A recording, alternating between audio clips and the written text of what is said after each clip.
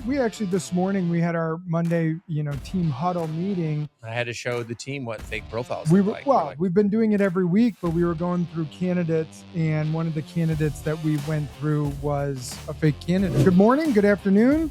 Maybe it's good day. I don't know. Good evening. Good evening on this side in Atlanta here. Yeah, right. You're East time zone. Well, it's good evening here because it is storming outside, so it is dark here. I'm excited. I think more than anything, I like meeting new podcast guests. Not a lot. I actually kind of hate the new ones. I'm kidding. But I really, really enjoy these meetings. We met Dayo. We met back in 2021. We were talking just before this. It was kind of during that phase of the country where we were going through, what was it called? There was a thing. That affected your memory. Yeah. Called COVID. The thing we will not name. The thing we will not name, where you were saying you're one of the only people in office at that time. We were one of the few offices that were still in existence. And so we met back then, and a lot has changed for you. So we'd love to hear, just kind of give us what's changed. For those of you who have been following with us since 2021, thank you. That's awesome. For those of you new people who are just starting to follow, you missed some amazing content. Shane used to do the podcast without a shirt on. It was awesome. We've gotten much more professional these days. So thank you guys for joining us. Like and subscribe. But Dayo, tell us a little bit about your journey since, since 2021. Because when we met you, we're just about to transition. So yes, absolutely. Thanks for having me on again. So a lot has changed since 2021 and COVID. So when we last spoke, I was working for a company called DataSight, which builds tools and applications for mergers and acquisitions. Shortly after our conversation, I made the transition to going into the HR tech space by joining Indeed as a VP of product, responsible for vision strategy on their enterprise business. Typically, SMB is Indeed's bread and butter, but they were looking to really grow out the offerings that they provide to enterprise customers. And since then, most recently in the last year, I made the move still in the HR tech space to a company called Energage. And Energage is a company that provides engagement and talent management solutions to companies in the SMB and in mid-market as well. So a lot has changed since we last spoke. Yeah. I mean, you've gone through 2 new jobs. So you've gone through the experience, we're going to talk a little bit about being hired or, but hiring and recruiting, but you've gone through it from the personal side too, you've been a candidate as much as we're going to talk to you about being on the client side, but you've been a candidate too. What has that been like for you going through getting hired at Indeed and getting hired at Energage and how that was getting onboarded, how it felt, etc.? Yeah, hey, absolutely. It's very different because if you all remember, right in tech, right before COVID, we were going through this arms race where there was a big war for talent in product, data science, engineering, and everybody was trying to one-up the other employer that was trying to hire candidates. A lot has changed since then, as you all know, especially in the last 6 to 9 months in tech. And my experience is that whole process has been upended and changed. And from my standpoint, I was on the cusp of the change occurring. But as I'm hiring new candidates now for product design roles, it's very, very different. And then we can talk about some of the big differences that I see today, because what I do see is that a lot of roles you hire for today, there is a bevy of people that are in market that are looking for their next role today. And the problem that creates is that as you go and you put out a rec, you get a big flood of candidates that think they're the best person for the job. And as such, doing an assessment of who the shortlist should be has become extremely difficult today. What would you say are the big challenges that you're seeing? Because you've seen it as a hiring manager, you've seen it as an applicant, and honestly, you've also seen it as part of the product team that's helping aggregate the data, where you're probably seeing all of the good, the bad, and everything in between. And we have these conversations with our customers all the time. We post jobs, and we see the noise, but a lot of people don't understand it. And there's going to be people that are watching this that are going through the process of trying to find a job, and they're getting frustrated for a lot of reasons. But I'm curious as to, like, whether that's your internal knowledge, your external knowledge, what you've seen that's caused bottleneck. Yeah. So I think of it as an arms race because of the introduction of AI, where job seekers are getting better tools to go out and find jobs and to be more competitive with their resumes. And at the same time, employers are getting better tools to combat some of the tools that job seekers have. I'll start on the job seeker side. Now it's incredibly easy to automatically build out your CV so that it represents who you are or who you might not be, too. That occurs as well. It's incredibly easy to prep for jobs and do research on roles that you're looking to go and look into. It's incredibly easy to negotiate offers that you get as a job seeker.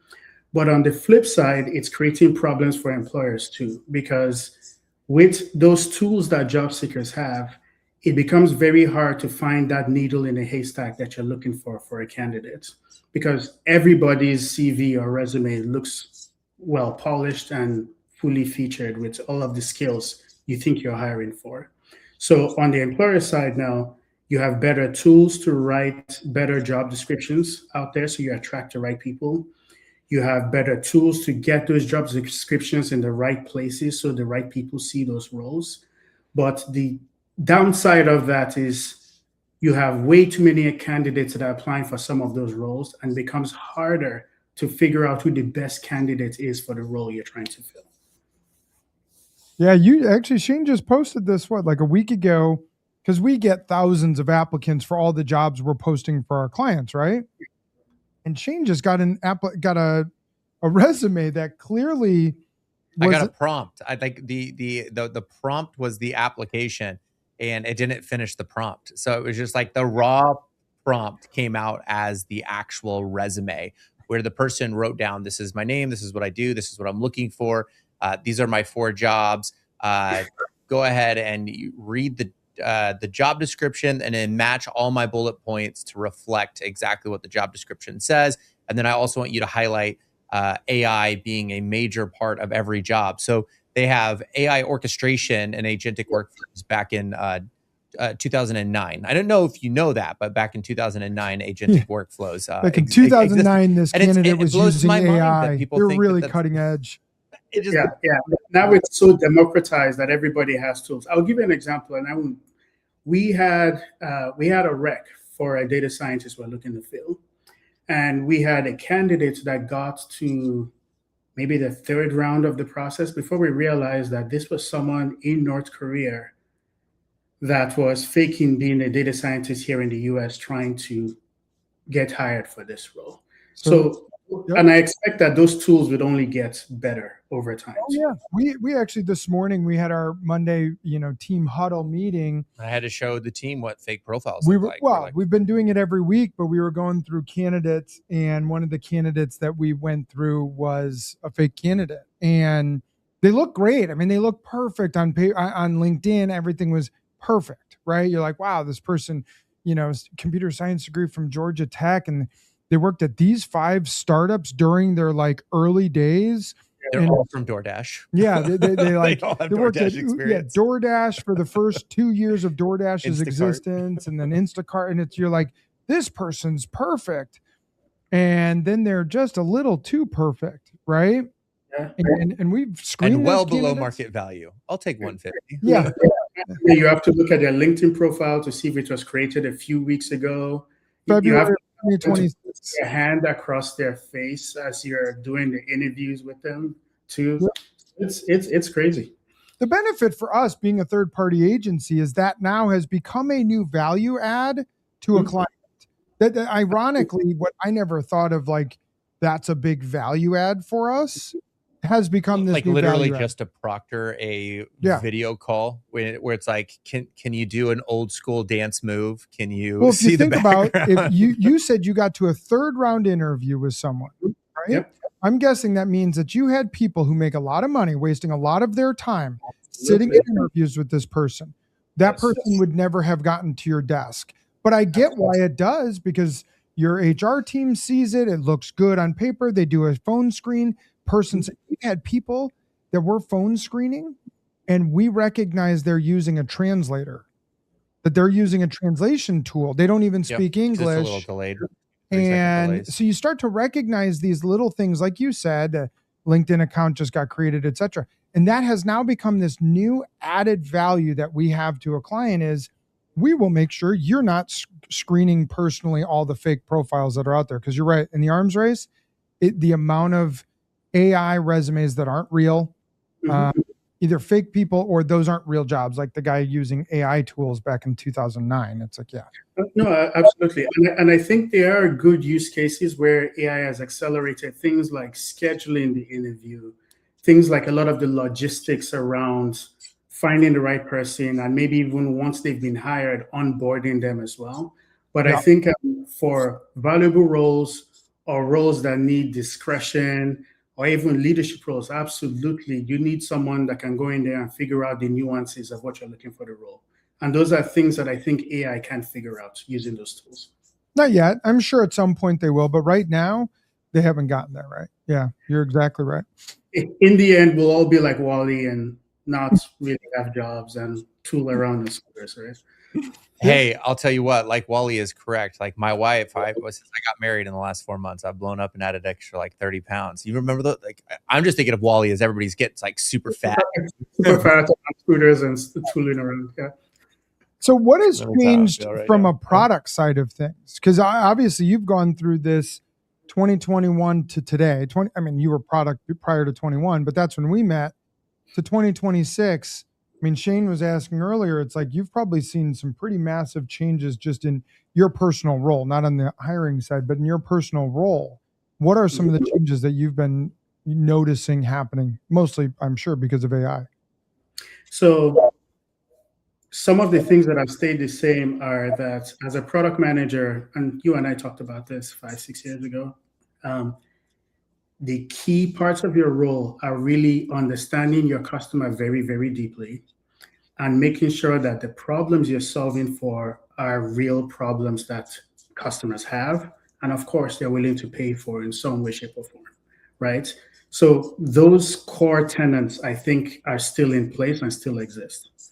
What's changed is the speed at which you can get to a point to determine if an idea is a good idea for your customer or a bad idea for a customer. And the tools you use to get to that point have completely been upended, especially in the last year or two. So validation that would usually take weeks, months to do, you can do in days now, maybe a few weeks with some of the tools that exist today. So those are some of the big changes that we have seen in product management. We are also seeing the concept of workflow compression. I fully believe that down the road, you will see a compression of product management, some UX design, and some lower level engineering into a new singular role. But we're not quite there yet because the tools are not good enough, but I can see where the trend is going over time. So help break that down a little bit more. What does that mean? And when you think about that being future vision, where we believe that there's going to be this intersection of those kind of three core tenets or those three core roles, how are you preparing for that today? How are you hiring for that today? What are the expectations that you have today that are maybe different than what they were 9 months ago, a year ago, 3 months ago? I don't know. So I would say that some of the things I used to hire for before were people that, of course, have great communication skills. You still need to be able to communicate within your team, outside your team in your organization, and with customers as well, as to what we're doing, why we're doing what we're doing. That's still in place. I would say people that are very curious as a product person is still the benchmark for what you're looking for. Because if you're not curious about customers, you're not interested in learning about their problems, and then just probably not the right kind of person that you need for that role. I would say people that can work and collaborate very closely with engineering on what to build is still another good skill we're looking for. And then people that are very interested in learning how the business makes money. I think as a product manager, over time, we're going to get closer to the money making and go to market. So people that are interested in learning that part of the business is also very critical as well. Oh, is that what businesses need to do? They need to make money? Interesting. I mean, No, maybe I think it's important, right? Like you said, it's like starting to recognize that if you might be solving a problem, you might be doing an amazing thing, but if it doesn't make money, but it costs money, well, then it might not need to exist, right? absolutely. Absolutely. Now, the risk with all the AI tools that I've seen is there is a tendency for all of us to go, let's go and throw that in a chat. Let's go and throw that in an agentic experience. And I think understanding the customer problem very deeply allows you to understand, is this a good candidate to do that? Or is this an area where that is not the right solution for that particular type of problem?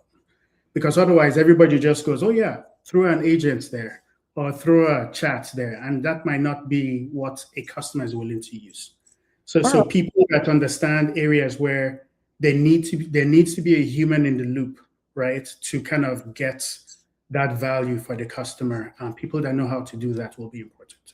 All right, let's solve the world's problems here. Because right now we got a lot of problems in this world. One of which is we need to figure out, when is AI really valuable and when is it not? Because I really do think that's become one of the biggest problems. I'm thinking about now, where some of this comes from. I have a 17-year-old, a 16-year-old, 14-year-old, and two 11-year-olds. So I'm thinking about this from a dad lens of how do I develop my kids as they get ready to prepare to become adults, right? And they're going to be entering this stage probably like my parents should have thought about me of, hey, when you're an adult, how do you use technology? Whether it's cell phones, texting, whatever. So how do you use AI responsibly and how do you use it irresponsibly? So what are good reasons or uses of AI? And when have you seen bad uses of AI, whether personally or professionally at Energage?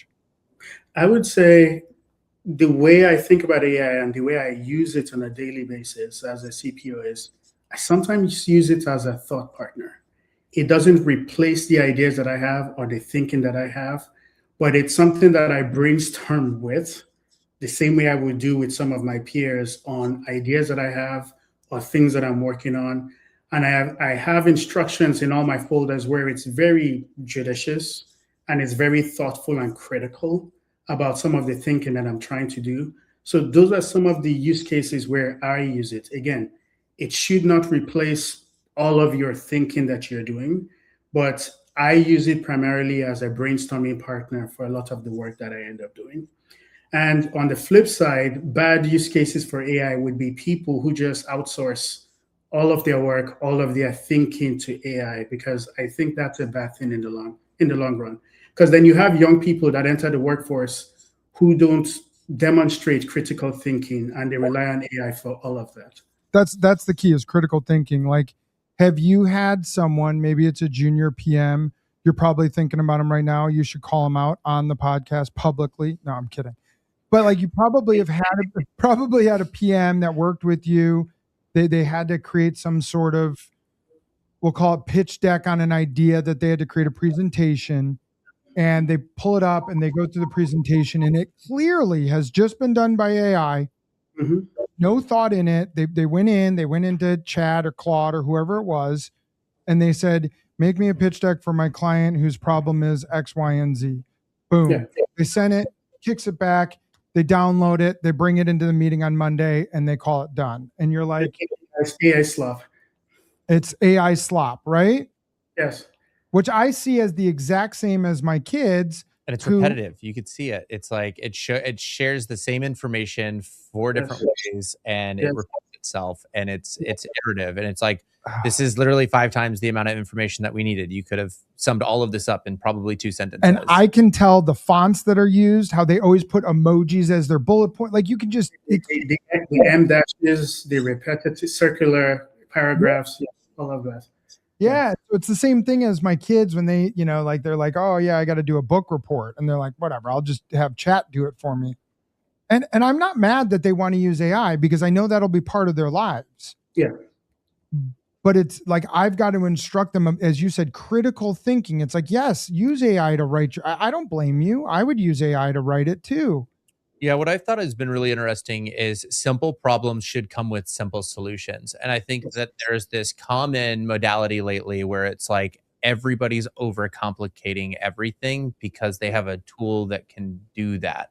And I think Yes. that as I've advanced in my career, whether that's been in sales, whether that's been in recruiting, one of the fundamental things that people overlook all the time is sometimes the most advanced thing that you can do and the most advanced training that you could give yourself is to go back to the basics. Go back to the basics and understand that like simple problems should have simple solutions. And I think that we're in a world where everybody's over engineering everything right now. And the other risk, I completely agree with what you're saying. The other risk that I see that will occur is, okay, you have LLMs and agents eating the world, right? You don't no longer need to go search for, do research and have, fresh ideas, right?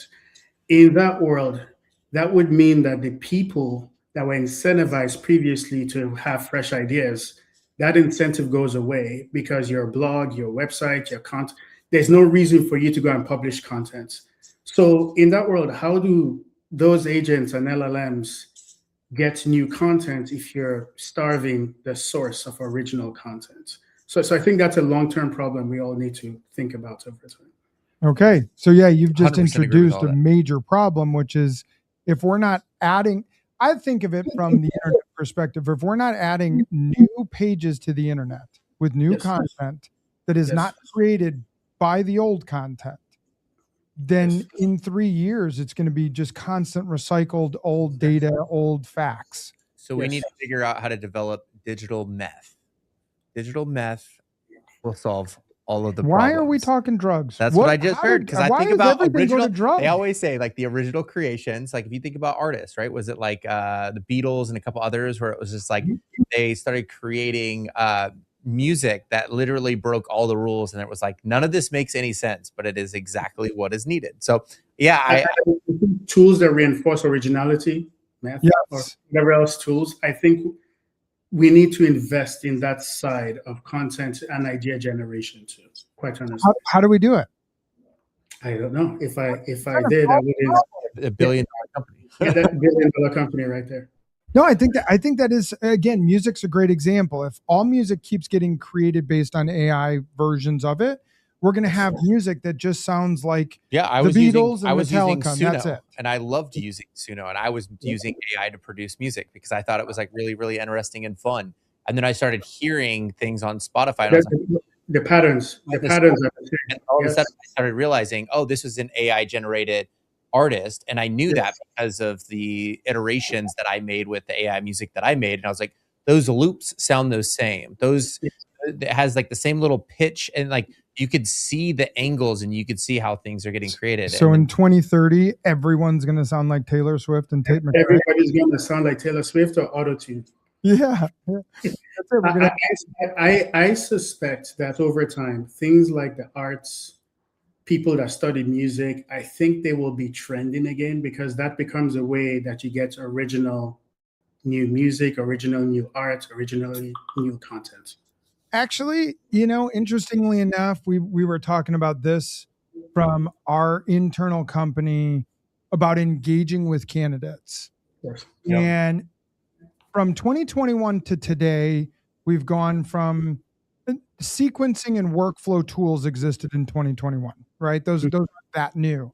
But over time, they've become way more powerful, right? They just more and more and more. And because the of amount it, of delivery is insane. you probably get 5 times as many emails and automated LinkedIn messages that you used to because it's become easier and stuff.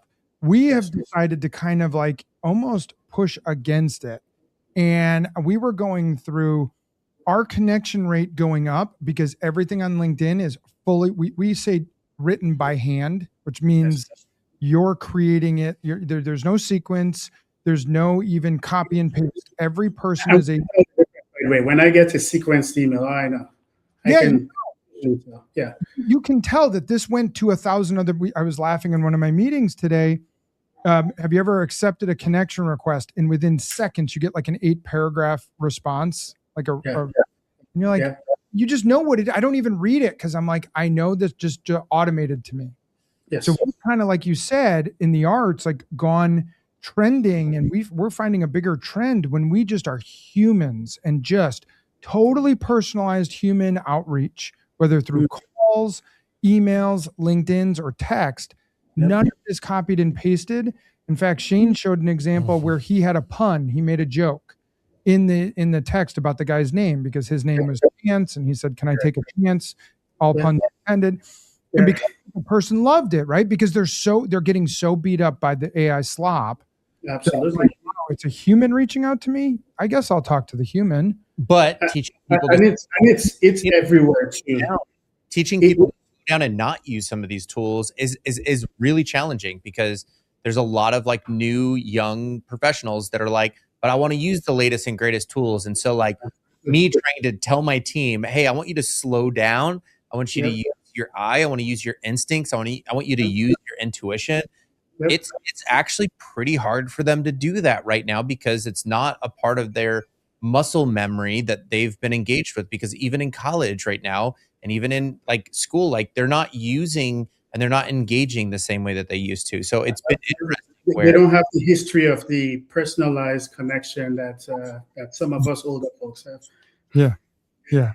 And you see that trend everywhere in every industry. Like there's some companies, pharmacies you contact now where you can't even get in touch with a real person anymore.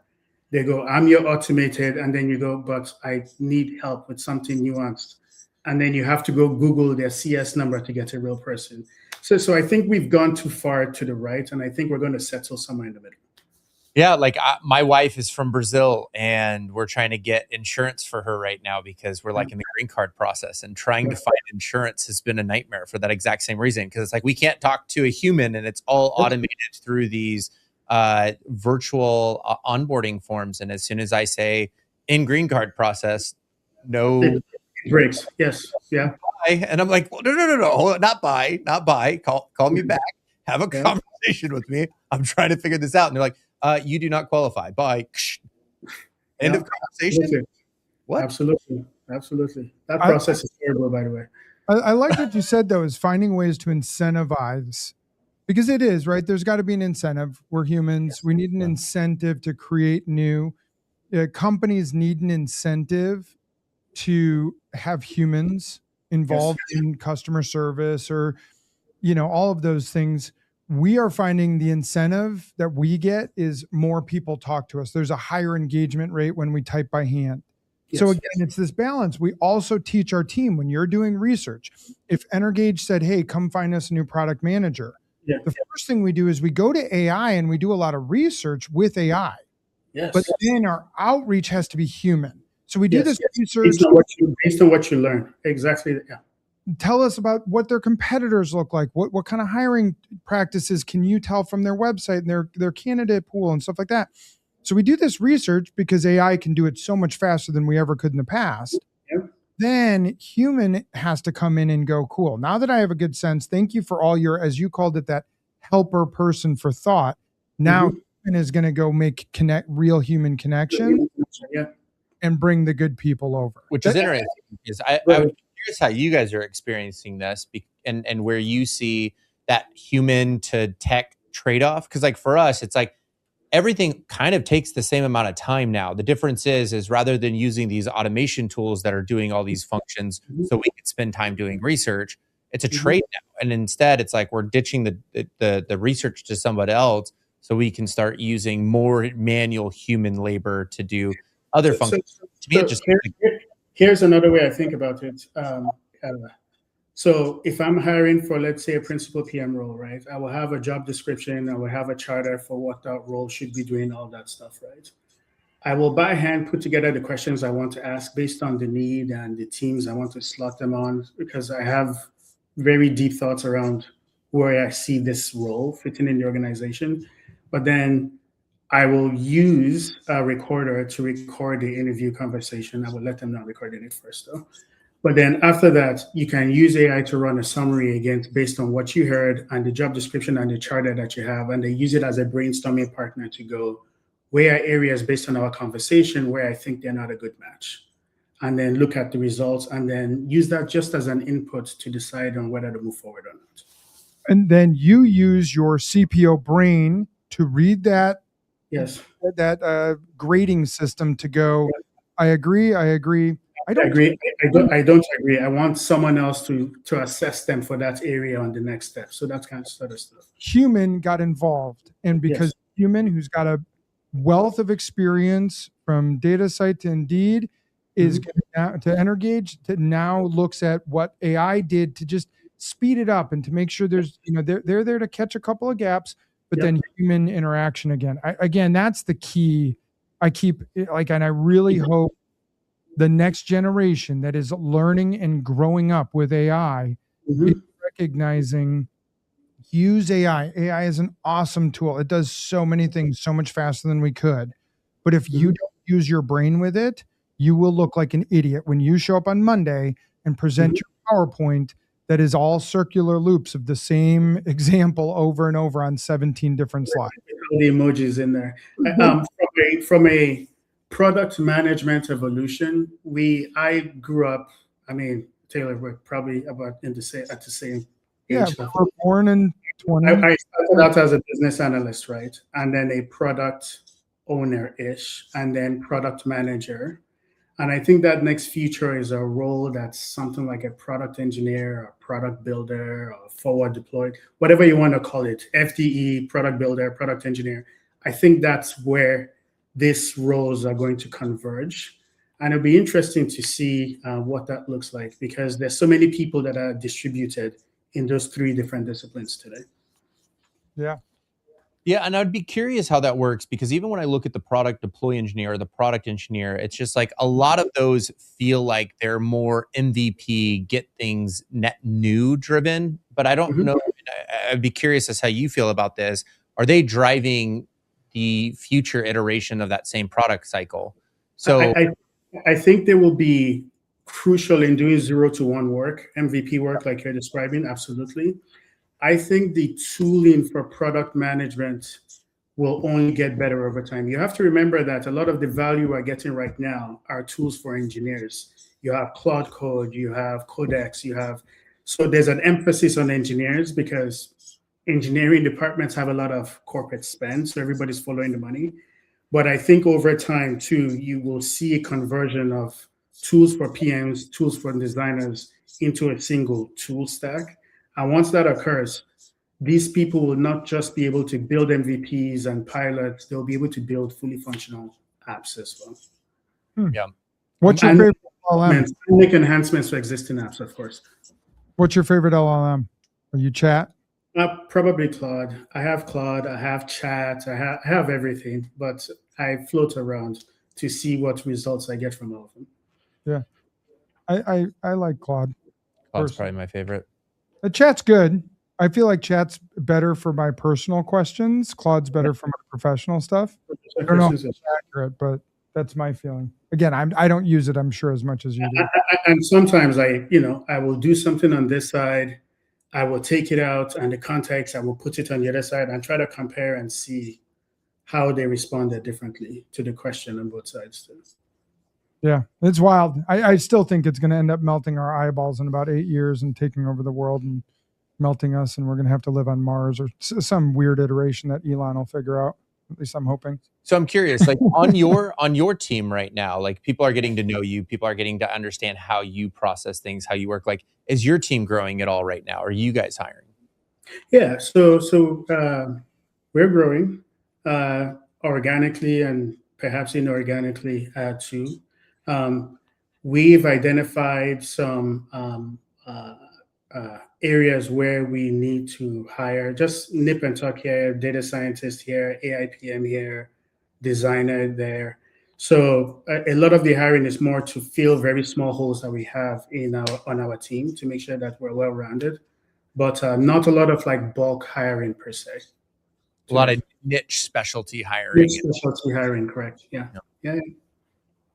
Where do you see Energage in 5 years, 3 years, whatever? See Energage as a leader in engagement, a leader in getting companies to very quickly understand what your culture looks like and also in leader and providing tools to help you as a company improve your culture, and doing that for both SMB and for mid-market as well together.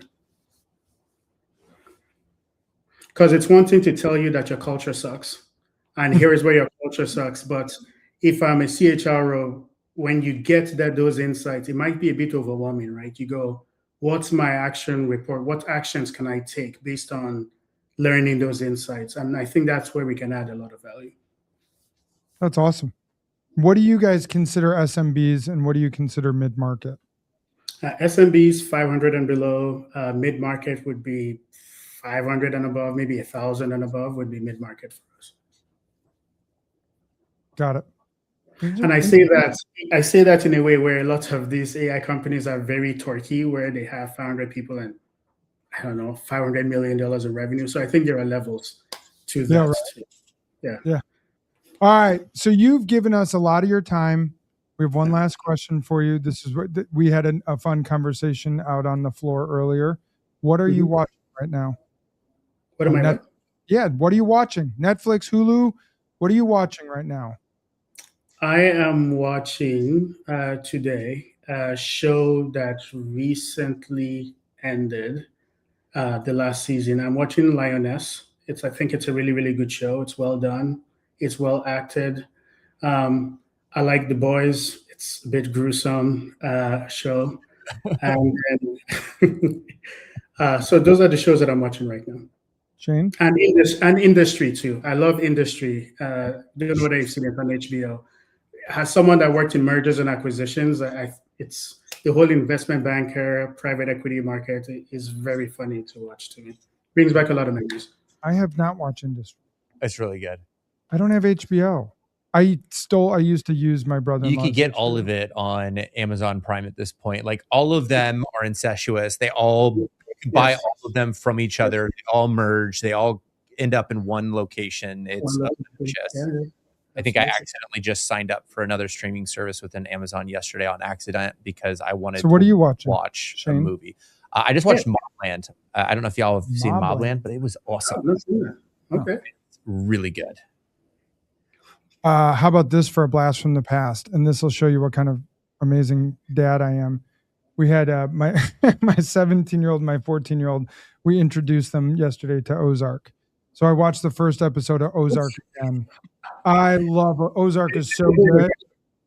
It is a good show. I knew there are a lot of very good characters in that, good character development in the show. It's gruesome, but it's a very good show. So inappropriate for a 14-year-old.